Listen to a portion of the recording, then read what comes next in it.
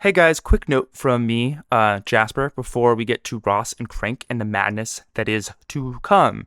When I went up to record with Ross, I had my whole setup there and I was feeling very confident. And then right before we recorded, I was sad to discover that one of my microphones wasn't working. The audio was going in, but nothing was coming out. I would later discover that I had a broken dongle. My dongle was broken. I was down a dongle. Ugh. It's just embarrassing to say out loud that you were down a dongle. Every man wants to have a working dongle. Every podcast guy has to have a working dongle, you know? Anyway, so we ended up recording with just a single microphone. So that's why the audio is a little bit weird. I tried my best to fix it in post, and I still think it sounds very good. Very good might be pushing it. It sounds good. It sounds a lot better in headphones. So if you want to listen to it in headphones, I would use that. But I didn't want to hold that against Ross or against this episode because I think it's very good. I recorded this very early on in the process, and it was very helpful for me in terms of discovering what the show was, who I was as a host, kind of what the old thing kind of sounded and felt like. So it was important for me to include it among the 16, even though the audio doesn't sound like the rest of the 16. Because of the dongle. My dongle was broken. Anyway, so without further dongle talk, I will let you enjoy Ross and Crank. And yeah, that's it. Let's do it. On today's episode of Total Recall with Jasper and Friends. You do a Statham? What's going on? No, I can't do Statham. I can't. Don't make me. He gets paddled. He gets What's it called that? The paddle. Clear. Yeah, that. In front of a large tour bus full of Asian tourists who are like cheering him on and like banging on the windows. So sit back, relax, and let's crank that. All on the floor, crank that. That might not be appropriate. What should I do instead? Oh, let's crank that Soldier Boy. Yeah, that's the one.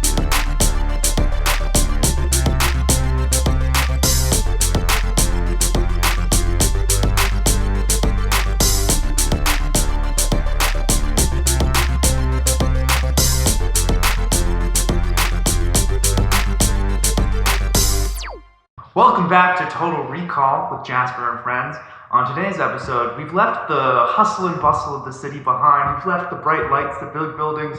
We've come out here to the farm to meet the mushroom master himself, the one, the only, Ross Fortzheimer! Hello, I am Mushroom Man. He is the Mushroom Man, and we are actually right now on his mushroom farm. And if that's why the audio is a little bit weird, it's because we're on a farm. It's certainly not because I messed up the audio stuff. It was just because we're on a farm. We did not build this with audio quality in mind, unfortunately. Really? That wasn't the first thing you thought of when you built the farm? And you built the farm, right? Yeah, with my own two hands. Funnily enough, I did actually dig the foundations, but yeah, this is a very new building, and we've never thought about recording anything in it. That's interesting, because when I was looking at apartments, all I thought about was the podcast I was going to record 4 years later. And, I think I did a good job. I wish I was in your apartment right now. The city's great. City's great. Well, you're a city man, but you're mostly a farm man yourself. But anyway, we're here with Ross not to talk about farms, but to talk about the film Crank. Had you seen Crank? What made you choose Crank? I hadn't seen Crank, but I remember when I was younger seeing an ad for Crank or, I don't know, like a 30-second TV spot and just rightly so, thinking that this might be the best film ever filmed. So I asked my parents if I could watch it, and they said absolutely not. So now is my chance. Well, I'm so happy I got to see you live out your childhood dream. Yeah, me too. And, we won't talk about whether it lived up to the expectations right now, but later in the episode, we'll totally get to that. But before we talk about Crank the movie and Ross tries to remember what happened, I'm going to give a little fun fact or two, or maybe like three, about the movie, and then we'll get going. How's that sound? That sounds great. All right. So, Crank is a 2006 action movie / Mountain Dew-fueled fever dream starring the incomparable Jason Statham. As some of you may know, the film's title comes from the street name for methamphetamine, which gives you a sense of the kind of subtle artistry this movie is aiming for. Crank's writer-directors, two of them, Mark Neveldine and Brian Taylor, had Johnny Knoxville in mind when they originally wrote the script. presumably because he was the only actor they knew for sure would be okay with attaching a jumper cable to his tongue. But when he refused, they convinced Statham to come on board over, quote, a case of Heineken. We've lashed out a couple things over a case of Heineken in our day, or a case absolutely, of absolutely. I mean, if you can get a famous actor to do anything for a case of Heineken, I say go for it. Statham seems like a Heineken kind of guy. Yeah, I mean, he seems like a beer kind of guy. Yeah, for sure. Maybe. Or a martini, shaken not stirred. Yeah, it's weird he hasn't even been thought of for James Bond, because he kind of like is James Bond. Yeah, he's got the voice already too. Have you ever seen Spy? That's with Melissa McCarthy, Yeah. and yeah, that was a funny movie. He plays like the James Bond parody in that one. He's very good. He's good in everything. So true. So at this point in his career, Statham was a few years removed from his breakout hit in Guy Ritchie's Snatch, and was just starting to establish his box office credentials with hits like The Transporter and The Italian Job, which is a Pike family certified classic, mostly because the Pike family has a Mini Cooper, and that movie is well known for its excellent Mini Cooper chase, in which they go through kind of the LA tunnels. You should check it out. It might be a future episode of this podcast, but probably not. We'll see. But a young Statham, in addition to practicing martial arts and kickboxing growing up, was also an accomplished competitive diver. In fact, he represented England in the 1990 Commonwealth Games, a competition that really shouldn't exist, but somehow does. That's crazy. I had no idea. I know, the things you learn on Total Recall. The earliest thing that I saw him in is, I don't know, I think Kimmel played a clip of him like in the background in a Speedo dancing in some music video. It's very funny. Oh, I gotta see that. I haven't seen this. Yeah, I will send it to you. Please do. I'll include it in the description of this episode so everyone else can check it out as well, because I'm sure it's great. He's oiled up. Do you know about the Commonwealth Games? No. So it's all the former like British colonies. They still get together and like reminisce about the good times and like do an Olympics where it's just former colonies. So like Canada, Australia, England, and they go play like cricket or whatever, and they talk about how they were all oppressed at one point. But back to Crank. For the action and chase scenes, they used a quote roller dolly technique, which meant that directors Neveldine and Taylor, along with DP Adam Biddy, would film while rollerblading. So they would have multiple cameras going at a time, and multiple of them would be like on rollerblades, and they would go up to 30 miles an hour to get the shot they wanted, which sounds badass. Yeah. Crank was also shot entirely using digital cameras, not typical for films of this era, which is why the movie has kind of an early internet and one mixtape feel to it. Additionally, Crank's marketing campaign leaned into this as well, and was one of the first movies to pay YouTube creators to promote its release, which is probably why Ross heard of it. Yes, that's exactly why I heard of it. Because you you are a big YouTube guy. Oh, an early adopter of YouTube, you should say. Oh yeah, super awkward kid, short and fat. I was a theater kid, so any time spent at home was time on YouTube watching weird shit. This is a not a very useful aside, but it's a question I think Ross is a good answer to, which is, you are a connoisseur of Vine compilations. Do you have like a favorite Vine comp name on YouTube? Well, I mean, not per se, but there is a playlist called the Important Videos playlist. I think last time I checked, it was around 309 videos long. And I didn't see they cut it down. Yeah, I mean, it's basically just an amalgamation of all the best internet videos that have shaped sort of meme culture ever since. And I think that's a highly recommended watch. It's contained things that you've seen referenced 100 times but have never seen the source material for. And how long is that place? If you were to sit down and watch from beginning to end, like how long would that take? Oh, I wouldn't want to think about that. Okay, last one. Crank was released on September 1st, 2006, and would go on to make over $42 million at the global box office. They're not a blockbuster by any means. The movie was successful enough that Statham, Neveldine, and Taylor got the band back together in 2009 for its sequel, Crank: High Voltage. All right.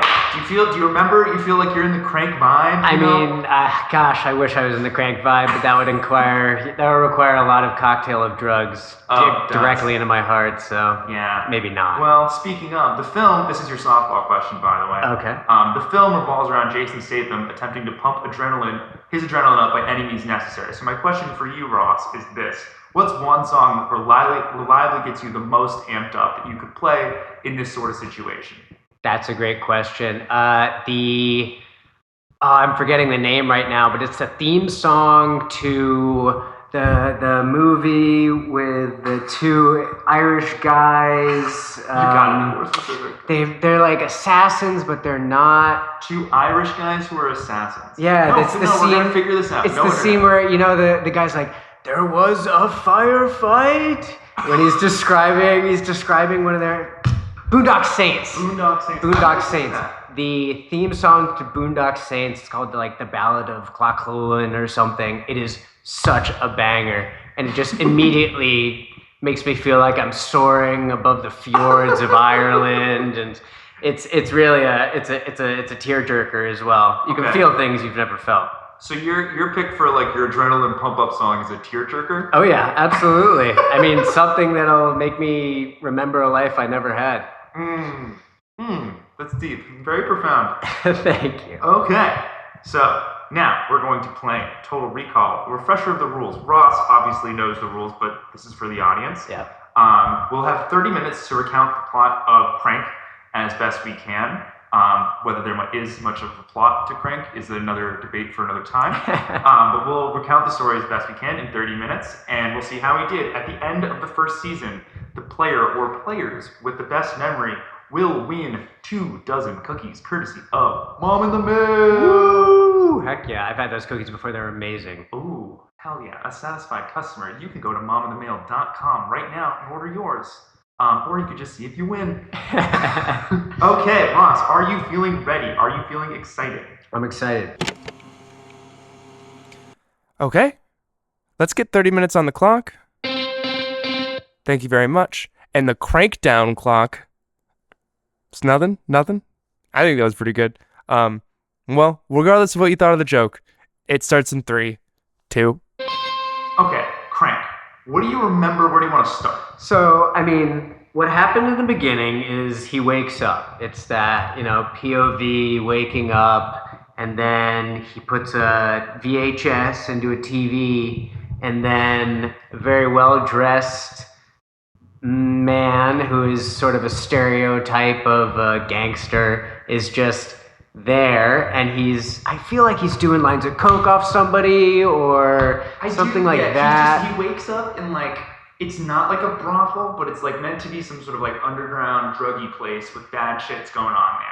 And he's like, where am I? What's going on? He's very confused. Okay, let's write that down. Statham's confused. Statham's confused. Wait, you remember Statham's name? We should talk about what his name is. His name, one of the best names I've ever heard, Chev Chelios. Which is Chev. I mean, I've never seen that before or since. No, I mean since you can't replicate it because everyone, if you said the name Chev, everyone will go, oh, the guy from Crank. Obviously. Yeah, obviously. Chev Chelios, my guy. That's our guy. And Chet Chelios, he doesn't know where he is. We should make Statham confused. His name is Chev Chelios. But very gotta soon check we my find spelling. out where he is not where he is, but what the situation he's in, Yeah. because it's explained immediately Oh, in the we VHS. waste no time. No this time. movie just goes. Yeah, and it's amazing. He's been injected with a cocktail of, I think it was, they said Chinese, death drugs or something. Something like that. Yeah, it's from China, and it is unclear what exactly it is, but it's bad. We know it's bad. We know it's bad, and it's known. It's not like, oh, what the heck did you give me? It's like, oh, you gave me this? And pretty soon we realize Chev Chelios is in dire straits. If he doesn't keep his adrenaline up, then he's going to die. He doesn't learn this right away. No? No. He knows he's got an hour left, and he tries to get to the hospital or something, but he doesn't figure out because he goes and finds a doctor. Yeah, he calls his doctor. He calls his doctor. You gotta start typing too, pal. Oh, okay, here we go. I don't know, it seems like a competition for some reason. I mean, that's because it is a competition, Oh. but we're on the same team here. You're competing against everyone else who's playing. He calls his doctor, but his doctor doesn't pick up. His doctor's on vacation? Yeah, it goes to his voicemail. Yes. Oh, because then later he does the call on the plane, and he's like, why is Jason Statham bothering me? He's like, wait, I can't. Can you do a Statham? What's going on? No, I can't do Statham. I can't. Don't make me. No, he calls his doctor, but his doctor doesn't pick up. And then, who does he call after that? He just calls one of his friends. I think he's so Statham is an assassin, Mm-hmm. right? And he assumes that this is comeuppance for one of his previous kills. And so he tries to go investigate, like, okay, if someone tried to kill me in LA, and he's just going and investigating. Yeah. I don't remember who he calls. He calls someone. Because he recognizes the guy in the video. Oh, yes. He like knows who he is. Because Yeah. I think you're right. He it's like some past killing that he's done is. Oh, no, he didn't. Remember? It's like he was supposed to kill the guy, or is that at the end when he's like supposed to kill the guy and he doesn't kill the guy? We're jumping ahead. We're still only in the first like 10 minutes here. Sorry, I haven't thought about Crank in like a month, and it's all kind of coming back to me. And the thing you gotta know about Crank is it's crazy. It's nonstop action, and it's kind of well shot as well. I don't know if we talked about that. Oh no, we can talk about whatever we want. It's our time. Okay. So he calls doctor, doesn't pick up. He recognizes the guy in the video. I think that happened before, but that's okay. Mm-hmm. And then he's like, he's going. He's going. He's going. He's. I forget. Oh man, what does he do first to try and keep his adrenaline up? So at first he doesn't feel great, but he doesn't know his adrenaline helps. And then he's at like a. How does he find out? He has a big fight sequence in like the bathroom, remember? Because he's like, he goes to the bathroom or he goes to like some room and he's talking to his boy, one of his pals, and he's like, this isn't doing it for me. I'm starting to feel really shitty. And then one of them's like feeling crazy and feeling nuts, and so they start trying to fight and save them, and that kind of wakes him up and energizes him. And so he's like, oh, what I need is adrenaline. Yeah. And he doesn't know that it's related yet. He's like, I feel good when I'm like going after people, which is an excellent premise for a Jason Statham movie. It really is, and he leans into it whole hog. But yeah. I feel like before that, you said his friend. I think he asked for drugs. I'm trying to figure out when he figured out the adrenaline part about it because it's not, because he calls the doctor, and then the doctor tells him after he like goes and gets like a blood test. But this is later. Remember, because he goes to the hospital and Glenn Howerton's at the hospital. Oh yeah! Oh my god! I completely forgot. Glenn Howerton pops up. Yeah, and that's before the Chinese market. There's so much happening in this movie. There's so much happening in this movie. This was such an excellent pick from Ross. I just should say up front, this episode, I think specifically, we're gonna butcher. We're not gonna do anything. We're gonna have a good time talking about Greg. We're gonna remember what happened. Just definitely not the right order. Absolutely not the right order. Well, because things in this movie just kind of happen, and there's no real rhyme or reason. Like, it's not like this happens and then this happens and this happens. It's like this happens and then this happens way over here, and then another thing happens way over there. Anyway, we're getting distracted. Okay, so he gets going. I think he talks to his friend, like, at the, like, brothel club place. Brothel club. And he gets drugs. He gets cocaine. Club place. Oh, yeah, no. So this is the thing. He wants cocaine from his friend, yeah, but he doesn't have money. Yeah. And his friend's like, what the fuck is this? I'm not running a charity here. Classic dialogue. And then they run up on him in the bathroom. Yeah, they run up in the bathroom, and he's like, I can't pay. And so he's just like, all right, fuck it. I'm fighting him for the cocaine. I need this cocaine. Yeah. Because I gotta go. Because he's thinking the cocaine's gonna like wake him up because he's feeling groggy from the Chinese drug. This sounds right. Yeah, I think we got this. Because it's like the classic bathroom fight, you know, that's in every action movie. This movie, we should also talk about how this movie is filmed very like handheld and shaky and up close. Yeah, almost Edgar Wright-esque, Yeah. if I'm being honest. Like quick cuts, very very dynamic camera movements, Absolutely. like things that you wouldn't expect from a movie that came out in I forget when it came out. 2006. Hold on, I was back in my fun facts. You weren't paying attention. I'm That's sorry. okay. I'm sorry. I'll repeat. Crank is a 2006 2006, action movie okay. / Mountain Dew filled fever dream. That was a good line. Thank you. I spent a lot of time writing those when I should have been doing my day job. Anyway, so he gets cocaine. The cocaine makes him feel good. He fights his friend, and he leaves the club, and he gets in a car. He gets in a car, and also throughout this, he's been calling his girlfriend, who also isn't picking up. Oh my god, his girlfriend. Yes, he's been calling his girlfriend. Girlfriend's not picking up. He goes to... He calls the doctor again. I think this is when the doctor picks up. Yes. Oh my god, this movie's crazy. He calls his doctor, who is so disinterested in the situation, just On really vacation. doesn't want to be there. And he's just like, yeah, I mean, they gave you the Chinese cocktail or whatever it is. Like, Yeah. Doctor knows what this is right away. Right away. Clearly, he's been working with Chev Chelios for a long time, and he's just been expecting this to happen. Yeah. And he finally picks up and he says, yeah, you need to keep your adrenaline up. Mm-hmm. So now Chev is thinking. Yeah. And he also says you got to go to a hospital and you got to get like an MRI or like a... He needs adrenaline. He needs adrenaline, but he wants him to like go into an MRI machine because there's a scene where he's in... I might be mixing up movies. An MRI? Okay, he needs to go... Oh, no, there's the drug that has adrenaline that's in the hospital. You're right. Yeah. So he's got to go to the hospital, but at the same time, people are after him? Yeah, people are after him because the guy that gave him this cocktail that injected it into his heart expected it to kill him. Right. But he's not dead, so he's on a tandem mission. And he's trying to find the guy in the video. He's trying to contact that guy because maybe he has the antidote. Yes. Okay, we figured out the basic stage. We are 9 minutes in, and we've understood the basic plot setup. I think that's pretty good. Okay, so to recap, Jason Statham is going to die unless he doesn't keep his adrenaline up, and so he must find various sources of adrenaline. Meanwhile, he is supposed to be dead, and so the people that thought they had killed him are attacking him at every angle. Mm-hmm. And he is trying to get revenge on the people that killed him. So he's doing both at once, and both are happening kind of interchangeably depending on the scene. Agreed. Okay. Keep All going. right. Keep going. Okay, so he calls his girlfriend again, and she picks up, and it's really funny because it's clear that she just doesn't do anything all day. Like, the opening scene is just like, it shows the clock, and it's like 2 o'clock in the afternoon, yes. And she's just getting up, and she's like, hey, what's up? And then I forget really why he wanted to talk to her. It wasn't... He loves her.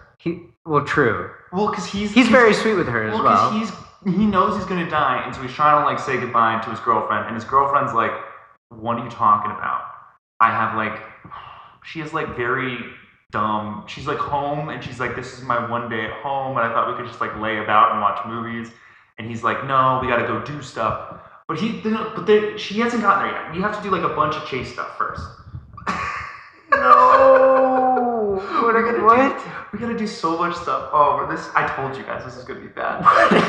What? Wait. Okay. Hold on. So, because the girlfriend doesn't come until after the hospital. Yeah, you're right. Because once the girlfriend's on board, the girlfriend is like along for the ride for a bit. So we have like 30 to 40 minutes of like solo Statham adventures before the girlfriend like shows up mid-movie. And he's doing a bunch of car stuff. He's doing a bunch of car stuff. He's driving the car and he's like slamming coffees and like and Monsters and Red Bulls or whatever they were drinking in 2006. Mm-hmm. And he's chasing the guy who shot him, who is like the son of like a drug lord. Yeah, we should put that down. Chasing son of drug lord. And then, I don't know, he like escapes or somehow, or like something happens, and then he's like pivots to the hospital. And he gets in the hospital, and he's like, give me adrenaline. They're like, no. Who are you? Yeah. And so then he tries to, he takes adrenaline. He like breaks into an empty, I want to say empty room, but it's probably not an empty room. There's probably a person in there. No, he's like, so there's Glenn Howerton and the other two are like doctors, and they have the cart, and they're going through the hallway, like very ER style. Yeah. And Jason Statham's like running after them, and they're like, no, we gotta go, like a patient is dying or whatever. He's like, give me adrenaline, and they're like, no. And he has a gun at this point, I feel like. I think he woke up with a gun. Like, yeah, I think the gun's grafted to his hand. If we know anything about Jason Statham, this man is strapped. Agreed. Okay, so Statham eventually he gets adrenaline. Oh no! He gets. Oh yeah, he gets paddled. He gets What do you call that? The paddle. Clear. Yeah, that. Statham eventually doesn't. He doesn't get adrenaline right away. He gets paddled. There's gotta be defibrillated. I don't know how to spell that.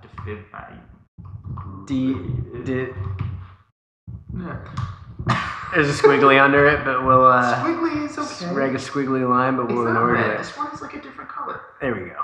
Okay. Defibrillated. Defibrillated. Okay. So he's doing this. We're hanging out.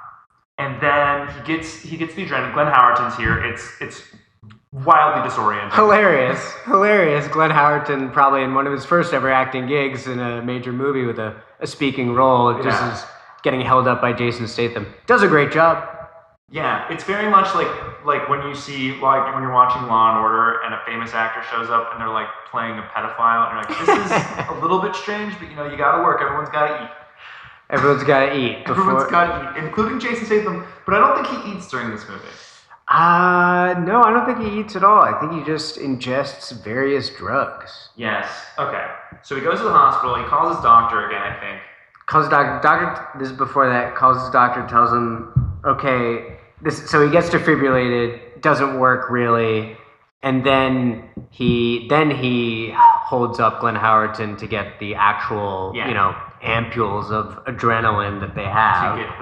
It's like the vials. Yeah. And then he immediately just takes a bunch of it.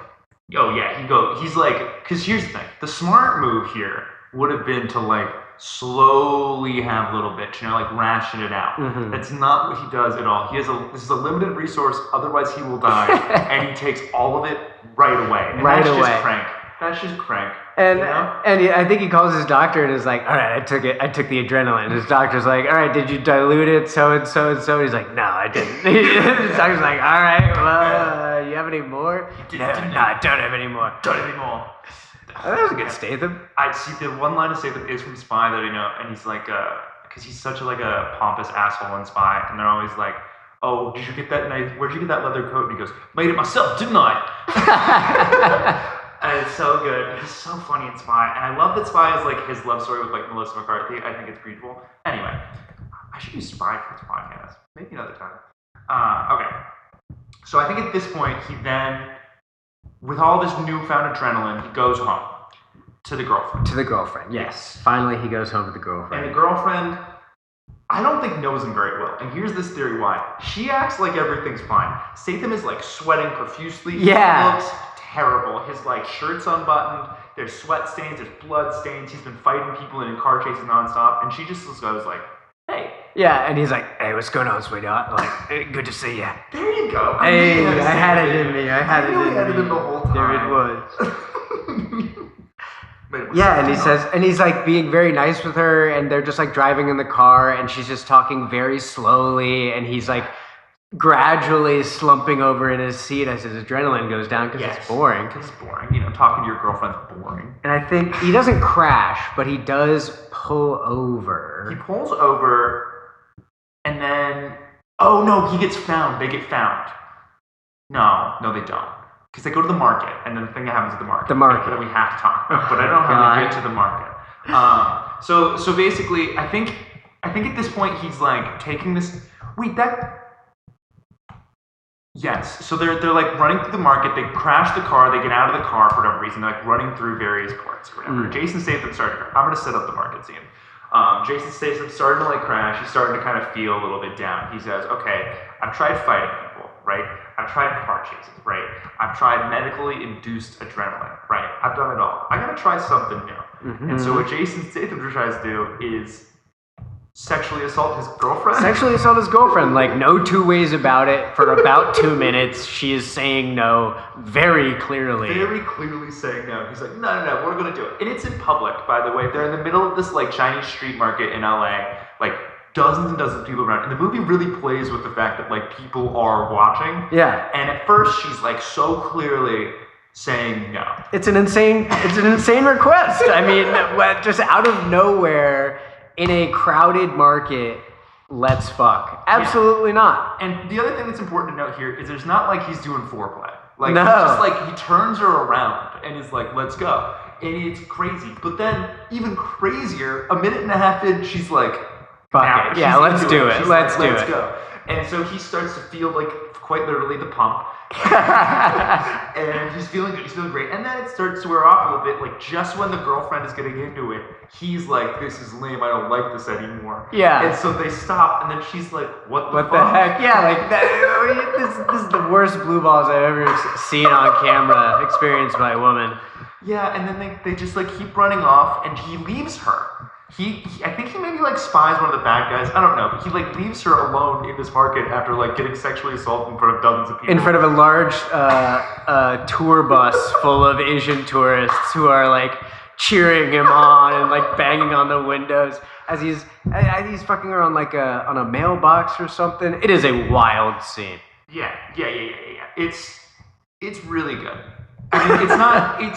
It's one of those things where like it's not a good idea to do. We're not endorsing it, but it is kind of a fun thing that happens in this movie where it's like this is happening in no other movie besides Crank. Yes. And I will applaud any movie that kind of goes for that as much as I will not applaud the act itself.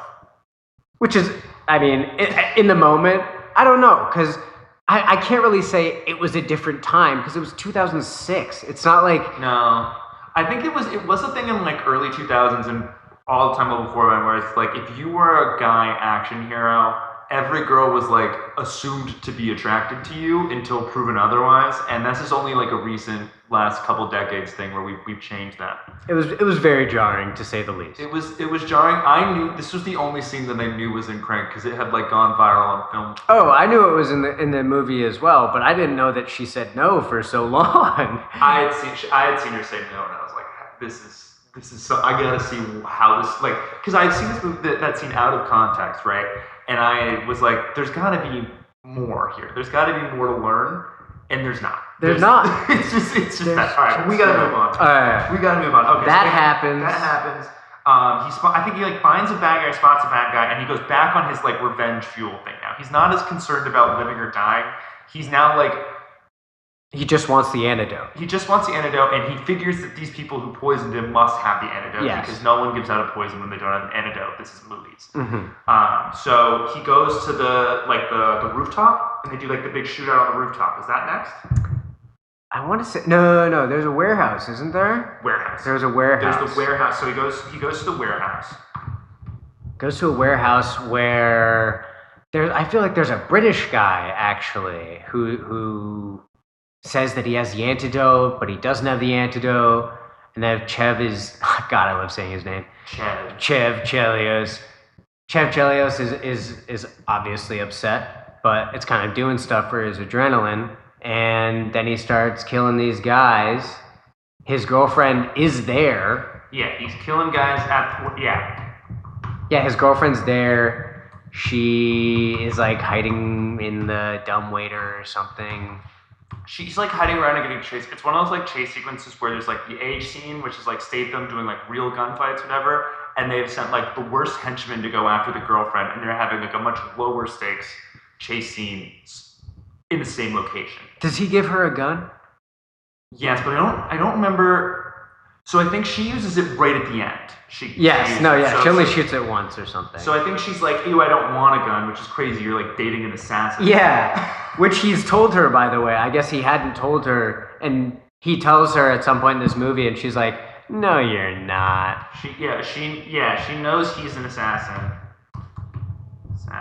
Yeah, she knows he's an assassin. Bang bang, shoot him up at the warehouse. Bang bang, shoot him up at the warehouse. And then he gets a call from the guy that shot him up, right? Yes, and he's like, "Oi, no, he's not British."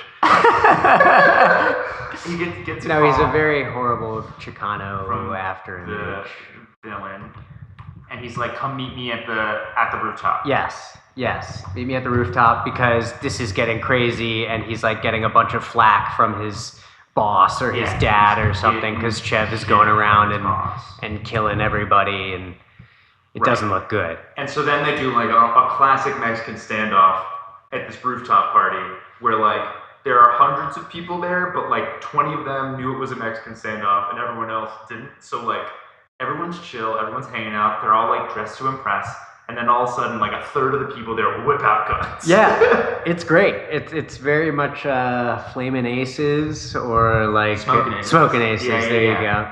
Mexican standoff on the roof. Yeah, Mexican standoff on the roof. Why is it called a Mexican standoff? I don't know. You don't have to answer that. I'm assuming something to do with the Wild West and I don't know, New Mexico. It could be. It's certainly possible that it has something to do with the Wild West in New Mexico. Certainly could not be as well. Who knows? Who cares? Okay. Mexican stand up on the roof.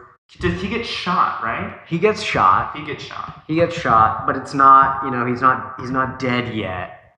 But he's like, I need a doctor. Does the doctor land and he goes find another doctor? Like he meets the doctor in person at some point, no? Or no?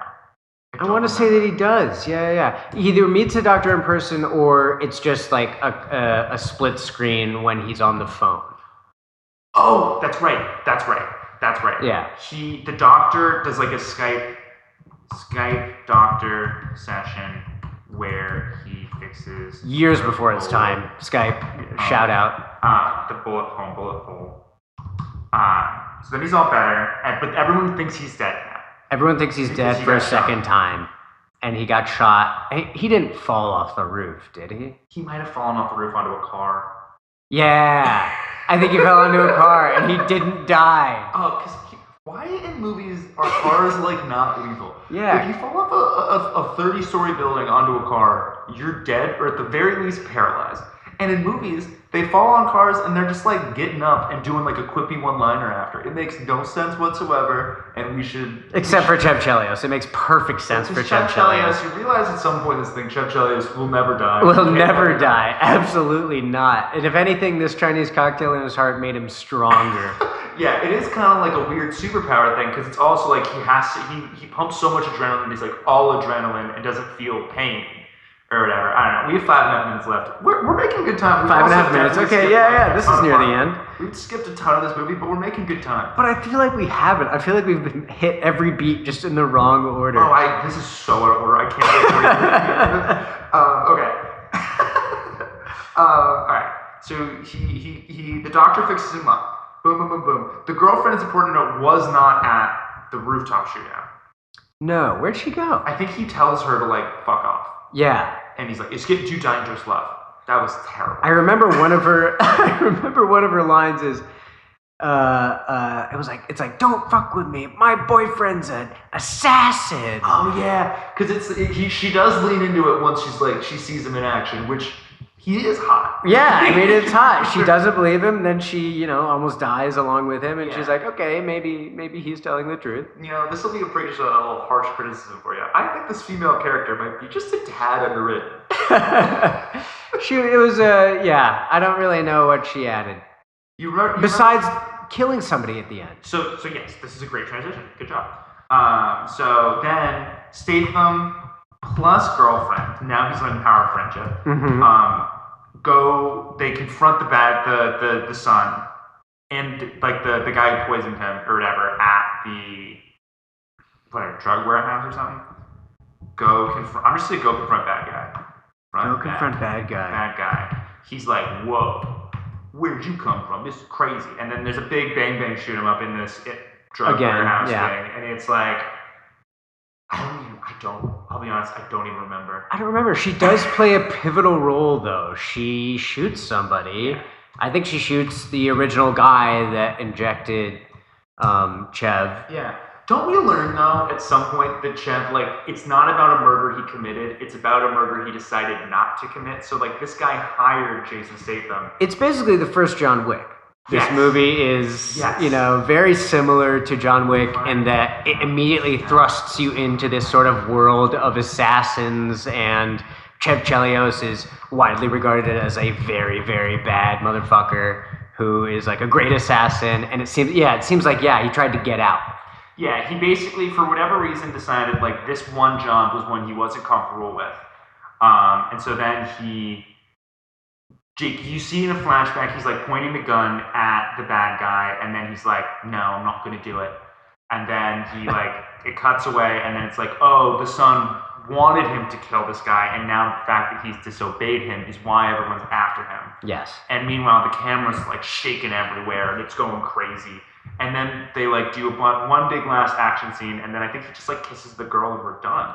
Right? No way. It ends on a huge cliffhanger. He goes up in the air, I feel like in a helicopter. In a helicopter, right? I feel like the helicopter takes off after the big shootout pool rooftop scene. Maybe that's how he escapes. Okay, hold on. I think that is how he Put it back in where you think it is in the thing. I'll add here, because we have plenty of time for asides. that Jason Statham did all of his own stunts in this movie, including the helicopter stuff, in which they're like flying this helicopter where he's dangling off like over Los Angeles, and it looks super green screen, but according to articles, this actually happened. I'm a little dubious, but whatever. Okay, 2 minutes left. They do the big helicopter bang bang shoot him up, and then the girlfriend bang bang shoot him up. What is the cliffhanger? The cliffhanger is he falls out of the helicopter and he's flying through the air and he calls his girlfriend and he's like, "Hey babe, like I know like we haven't really been seeing eye to eye lately, but I just want to let you know like I love you, blah blah blah." And then it just ends with him still falling. I don't remember this. And then that's immediately where Crank 2 picks up. Oh, have you watched Crank 2? I have not, but I'm so ready to watch Crank 2. I'm also kind of excited to watch Crank: High Voltage. Yes. Crank 2, High Voltage, which had the exact same extremely great marketing team behind it, because I remember that trailer as well. Okay, we have 1 minute left. Is there anything else you want to put on here, or do you think you got it all?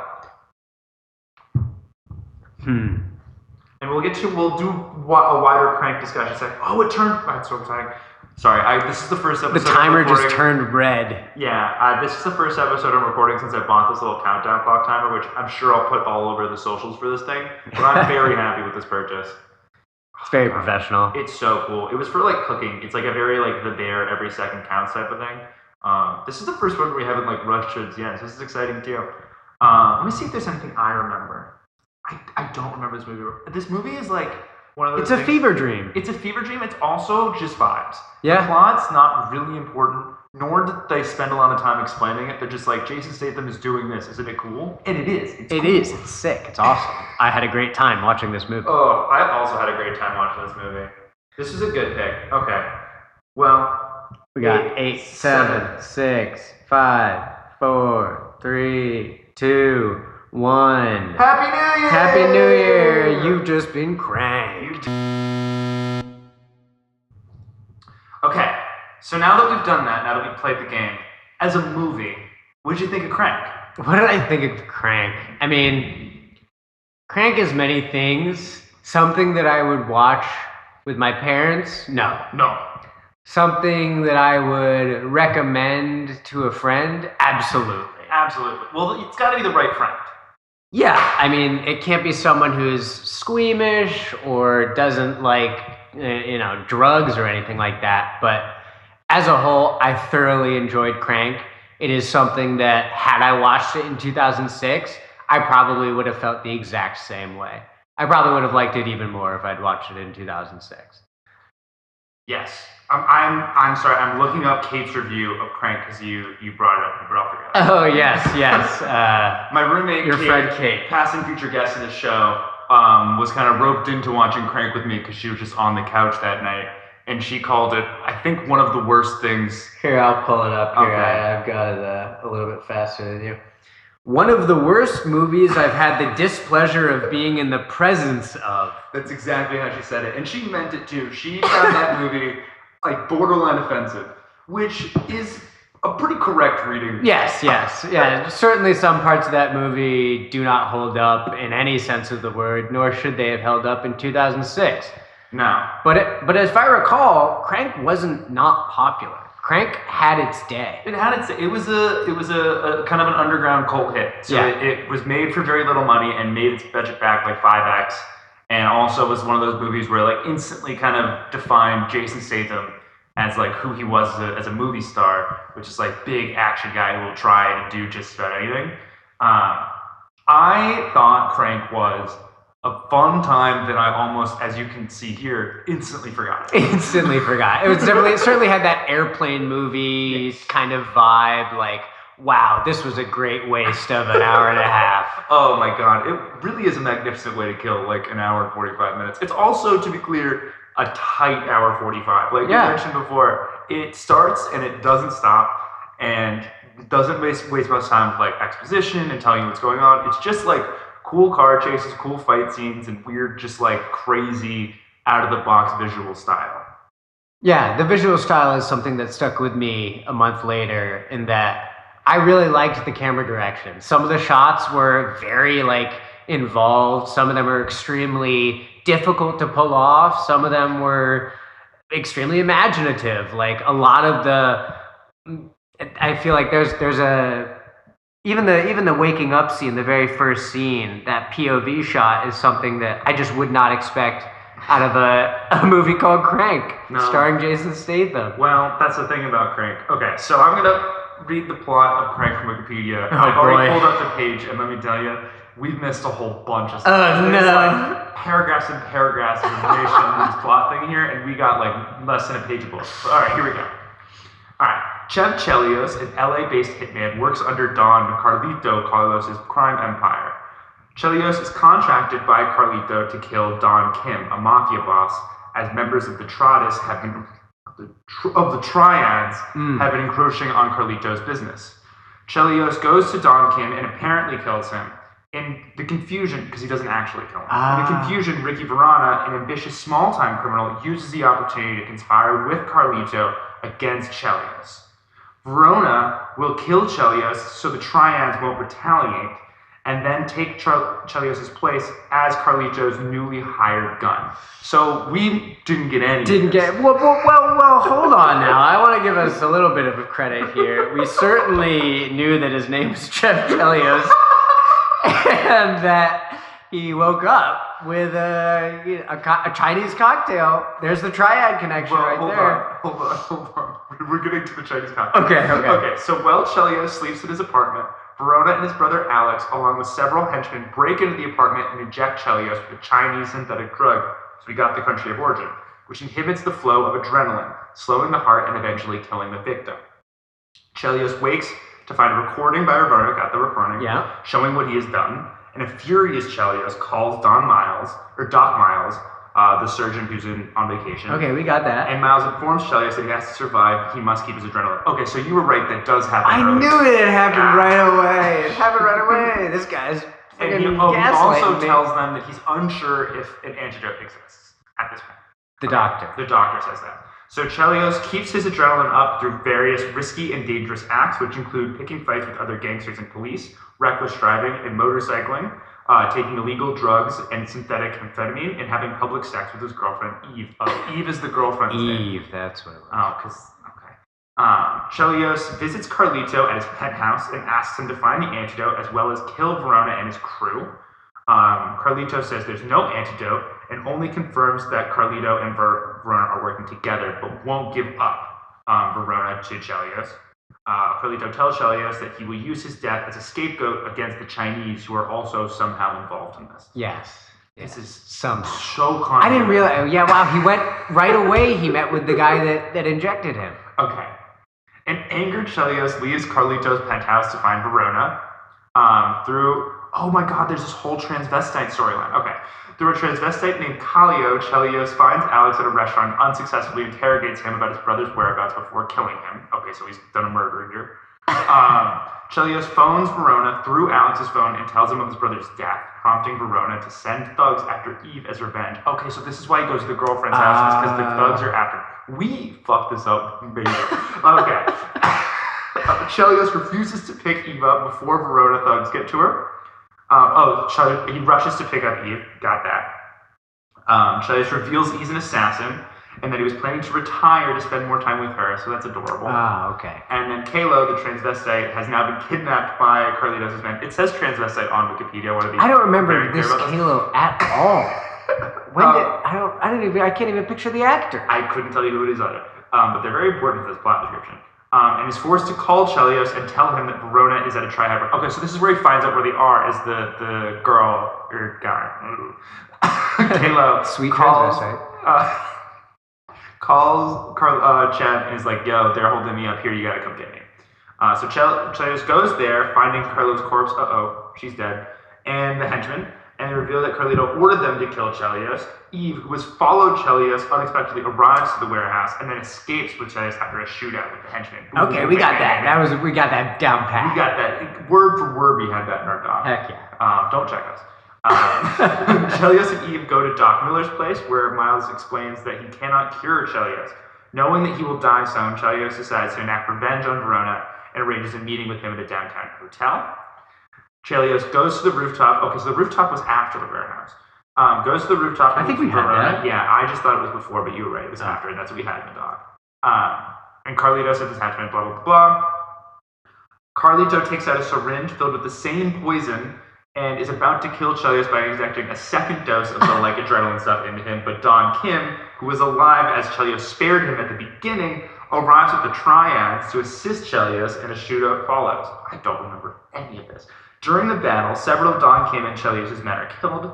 Carlito tries to escape in his private helicopter, but Chelios is a weird name as he spelled out a point. Chelios manages to catch up with them and holds them at gunpoint. Before Chelios can kill Carlito, Verona sneaks behind and injects Chelios with a syringe. Oh my god, he gets injected again. Of another dose, right? After which Chelios collapses. Okay, blah, blah, blah. Carlito is then betrayed by Verona, who shoots him dead and tries to escape with his helicopter. However, Chelios manages to board the helicopter and engages in a fight with Verona. This is when they're flying over LA. We got that. After some struggle, Chelios manages to pull Verona out of the helicopter. While mid-air, Chelios proceeds to snap Verona's neck, killing him. Bang, bang, boom, boom. And while falling, Chelios calls Eve on the phone. This is exactly what you got, to apologize for not coming back. Chelios lands in the middle of an intersection, but manages to survive the fall. And that, my friends, is the plot of Crank. Oh my god, what a good movie. This movie is... I'm falling in love with it all over again. It's hard to really put into words, even what reading this movie that, is. I'm still confused. And the thing about this, you probably listened to me read all that, and you're like, this sounds like a plot-heavy, dense, twisty-turny movie. And I'm telling you, while I was watching it, I couldn't name any of the characters. Nor could I name the various gangs that are involved. And I'm happy that the directors really thought it through and thought out this whole world. But unlike John Wick, where the kind of mythology becomes very interesting, everything about this is the least interesting part of the movie. It's just why people are there trying to shoot at Jason Statham. And I'm just happy they are, because it gives Jason Statham a chance to do his shit, which is bang, bang, shoot him up, and then cool, quippy line, and then public sex with his girlfriend. Which is... Sorry. But I wonder what happens in Crank 2. Because, I mean, if that... Should we try to guess? Okay, so it's called Crank 2, High Voltage. Yeah. I know for a fact that... No, I don't know anything about this movie. Wait. High Voltage, he has to... So the poster of it is him putting... grabbing a power line or something. It's what do you use to jumpstart cars? Jumper cables. Jumper cables. He's got 2 jumper cables, and he's putting them on his tongue, and it's and it's Crank 2, High Voltage, and I'm one ticket. Yeah, I really want. So my brother, when I told my brother that I was doing this, he said, "Oh my God, have you seen Crank 2?" And I was like, "No." And he's like, "Crank 2 is everything Crank 1 is, but better." Oh man. Okay. Well, maybe in season 2 of this podcast, Ross will return for gladly. Crank 2 High Voltage. Or if everyone says, please do a movie you'll remember better, we'll still return with Crank 2 High Voltage. I cannot believe that I didn't remember more of this movie. While I was watching it, I was like, well, how the hell can I forget any of this? No, that's exactly right. Because you're watching it and you're like, this is going to be in my brain forever. This has never happened before. I've never seen this on a screen before. But then a month later, and it's just, I watched that, didn't I? We did. We did watch that. I remember watching it. I remember sitting down and being like, oh my God. But I also remember thinking, maybe 20 minutes after, I was like, that movie's in one ear out the other. I'm not going to remember any of that. Which is interesting. Okay. So how, did you like it? Did you have fun? I did. I had a lot of fun. Ross had a blast. Okay, Ross, we're going to end this episode the way we end any episode, which is, you got anything you want to plug? Anything you want to endorse? Yeah, if you're in Hudson Valley, check out the Kent Farmers Market. Ooh, I was there today. Ross was selling the shit out of those mushrooms. Yeah, I lay it on thick. Do you want to... Okay, hold on. We're going to do a role play. So I'm a customer. I walk up to the stand. I got this. I'm walking past, and you start. Hello, how are you? Hey, how's it going? It's going good. Can I interest you in some shiitakes today? Well, what's so special about these mushrooms, huh? Are they grown in a specific way? Well, we've got fresh, we've got dried, and they are wild harvest. So when I say wild harvest, I mean as wild as you're gonna get them. We take the lugs ourselves and we inoculate them. We let them sit for a year and we force the fruiting ourselves. Force the fruiting. Yeah, Okay. exactly. Much like Jason Statham. Force the fruiting, much like Jason Statham to his poor girlfriend Eve. Sorry, this didn't happen at the farm. That was a little funny by me. But no, yeah, I work at a farm called MVM, Martha's Vineyard Mycological. We grow shiitake mushrooms in the Hudson Valley. Mm-hmm. My sister-in-law has a flower farm called Piecemeal Farm. If you need weddings, check us out. Check us out. Her flowers got many compliments at the farmer's market today. She's very talented. All right. Anything else you want to say? Anything else you want to just have on mic as like a Ross Pfortzheimer official statement? I'm watching Crank 2 this week. That was Crank. We cranked it. We cranked it together as a family. We cranked it together. Jasper, that's gross. It's not gross because we did it as a family. My thanks to Ross for coming on and crushing it. This is the Ross who made the logo, by the way, for those who are curious. So, you've met him now. Isn't he wonderful? Isn't he great? Don't you love him? I love him. He's a great guy. If you want to see what we made, you can head to our Instagram page right now, right this second. Chase made the music. The show is dedicated to Elena, Angie, and Rose. I will see all of you on Thursday.